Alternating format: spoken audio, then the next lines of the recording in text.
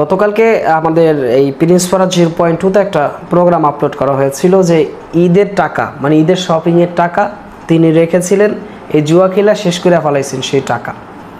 তো এটা আমাদের প্রিন্স ফরহাদ ইউটিউব চ্যানেলে 0.2 আর কি।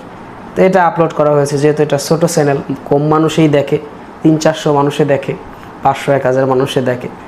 তো এখানে যারা দেখলো তো অসংখ্য মানুষ কমেন্টস করছে ভাই একই অবস্থা, তার মানে এবার ঈদের অনেকেই এই জুয়া খেলা ঈদের শপিংয়ের টাকা শেষ করে ফেলাইছে, বেতন শেষ করে ফেলাইছে, নিজের জন্য কিছু কিনতে পারে না, ফ্যামিলির জন্য কিছু কিনতে পারে না, উল্টাবিল আরও ঋণ হয়েছে অসংখ্য মানুষ। প্রিয় আমার ভাই, এই জুয়া এমনভাবে ছড়াইছে, এটা বন্ধ করা যাইতেছে না কোনোভাবেই। দেশের সরকার, দেশের প্রশাসন চাইলে এটা বন্ধ করতে পারে, কিন্তু করে না। এটা খুব সহজভাবে বন্ধ করা যায়, প্রত্যেকটা ওয়েবসাইটকে বন্ধ করে দেওয়া যায়, কিন্তু তারা করে না।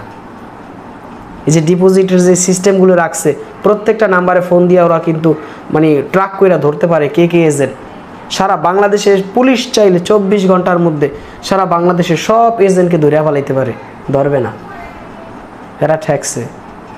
তার মানে জুয়া কিনলে যুব সমাজ নষ্ট, এদের কিছু আসে যায় না, এখানে হইলো আইন। কিন্তু আপনি হেলমেট ছাড়া যখন মোটরসাইকেল চালাইতে যাইবেন তখন আপনার জীবন নিয়ে এদের খুব পেরেশানি। ভাই তুমি হেলমেট ছাড়া মোটরসাইকেল চালাইতেছো, তুমি তো অ্যাক্সিডেন্ট হয়ে মারা যেতে পারো, মাথায় আঘাত পাইতে পারো, হে দিকে এদের পেরেশানি। যদি একটা 16 বছরের মেয়ে বিয়ে হয় তাইলে সেটা বাল্য বিবাহ, এদের অনেক পেরেশানি। অথচ দর্শন হয় হেতে হ্যাগো কোনো পেরেশানি নেই। বাংলাদেশের পুলিশ প্রশাসন থেকে শুরু করে বাংলাদেশের সরকার, বাংলাদেশের রাষ্ট্র ব্যবস্থা, এরা কি করতেছে আমি নিজে জানি না। নাইলে যুব সমাজ ধ্বংস হইতেছে, এই যুব সমাজকে ফিরানোর জন্য তাদের কোনো উদ্যোগ নাই, তাদের কোনো উদ্যোগই নেই। আপনারা তো দেখেছেন যে আমি প্রিন্স ফরহাদ ইউটিউব চ্যানেলে ইতিমধ্যে 9500-এর মতো মানুষ আমরা এই জুয়া থেকে ফিরাইতে পারছি আলহামদুলিল্লাহ। অসংখ্য মানুষের সাথে প্রতিদিন আমাদের কথা হয়, টেলিগ্রামের মাধ্যমে, ফেসবুকের মাধ্যমে অসংখ্য মানুষের সাথে প্রতিদিন কথা হয়।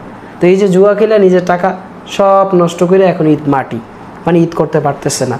এর চাইতে দুঃখের, এর চাইতে কষ্টের আর কি আছে বলেন? একটা মানুষের জীবনে এর চাইতে আর কি কষ্ট হলে তার সর্বোচ্চ কষ্ট হয় বলেন? আপনি সারা মাস কষ্ট করে অনেক টাকা ইনকাম করলেন, মাসের স্যালারি হাতে পাইলেন, কিছু টাকা রাখলেন শপিং করার জন্য, সব টাকা এই অনলাইন জুয়ার মধ্যে চলে গেল। এখন আপনার অবস্থাটা কি বলেন? আমি ভাবছিলাম যে মনে হয় ওই ব্যক্তি ঈদের টাকা নষ্ট করে ফেলাইছে, এখন থেকে না, এরকম ভুক্তভোগী অসংখ্য মানুষ, অসংখ্য মানুষ এরকম ভুক্তভোগী। ভাই জুয়া থেকে তুমি এখনই বেরিয়ে আসো, যদি না আসতে পারো তাহলে তোমার ধন সম্পদ, বাবার মানে জায়গা জমি সব তুমি বেচে ফেলাবা যদি তুমি এখন না ফিরতে পারো। এজন্য তোমাকে আমি অনুরোধ জানাই, তোমার নিজের জীবনকে সাজাইতে হবে সুন্দরভাবে। ওই জুয়ার মধ্যে থাইকা নিজের জীবনকে সাজাইতে পারবা না, না না। তাহলে তোমার এখন করণীয় কি? নিজের জীবনকে সুন্দর করে সাজাও ভাই। জুয়া মুক্ত 2025 সাল হবে। 2025 সালে নিজের জীবন থাকবে, নিজের জীবনে জুয়া থাকবে না।